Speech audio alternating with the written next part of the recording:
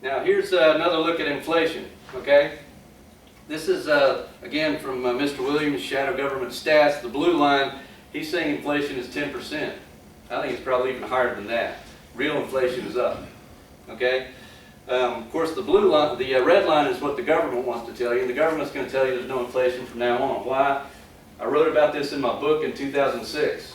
The reason there's no inflation is so they don't have to give cost of living adjustments to Social Security recipients.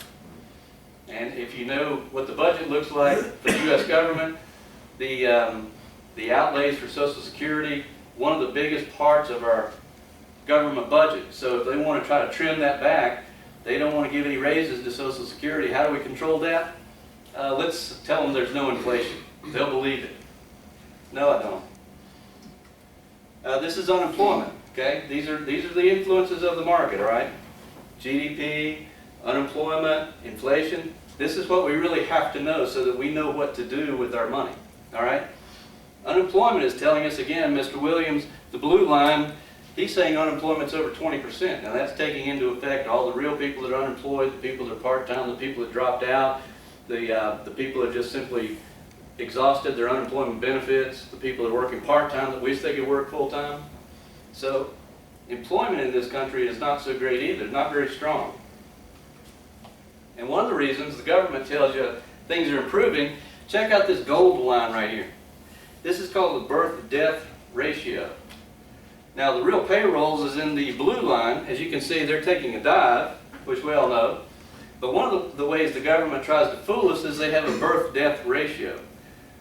And what they do is they figure there's so many small companies out here that are either dying or being born over time that they really can't count in their survey.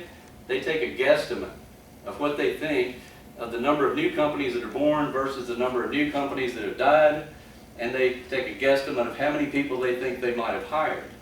And that's called the birth-death ratio. And as you can see, it keeps going higher, even when real payrolls are going down. So it's a tricky way the government, when they put out the jobs numbers, just remember the jobs numbers have the birth-death ratio built in, and they're not exactly accurate.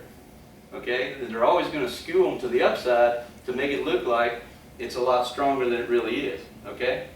That's what the birth-death ratio does. Now here's the average week's duration of unemployment. I almost fell out of my chair when I saw this. As you can see, it has really skyrocketed. So the people that lose their jobs now, they don't exactly go out and find another one anytime soon. It takes a long time, if at all, to find a new job. And this goes all the way back again to 1949. So you can see how this is a little different, what we're living through right now. Everybody wants to tell you, okay, it's going to be all right. This is a little different. This is a population employment, and as you can see, the amount of our population that's actually working is going down. And again, we've got to go all the way back into maybe the 1980s, 1970s for this level. There's only about 58% of the people working to support 42% that don't work, and that's going down. What happens when we get to 50-50? Or what happens when we get to 40% of the people are working and 60% of the people aren't? Can we continue to support an economy? It's going to be tough. So again, another influence that's out here. Government is hiring. That's a good thing, right? Well, you know, the stat came out that government workers now make about twice what the private sector makes. Benefits are better. And you know, what does the government produce again? Oh yeah, nothing. Paperwork, yeah. They don't produce anything, but the government worker is doing better, and the rolls are climbing. So maybe this is what, when my son, he's almost 22, when I have to talk to anybody in his generation, what should I do? I tell them, go to school, major in government work. That's the only way you can get a job, and you can get a good job. Major in government work. Now you guys may have seen it, and I've been writing about this, which I find it kind of amusing when I watch things on television, but the new healthcare tax that was just passed. And I've been writing, it's a healthcare tax. It has nothing to do with healthcare. You know, you guys got to realize that. It's a healthcare tax. I'll talk about why it's a tax in just a minute. But they came out and said, we're going to have to hire another 16,000 IRS agents to go out and check to make sure you got the right healthcare. And everybody's going, why do they have to get the IRS to do it? Because it's a tax. It's not a service, it's not a benefit, it's a tax. Who else runs down taxes? Okay, we're constantly, when we're small business, you're constantly waterboarded by this government on all the regulatory authorities.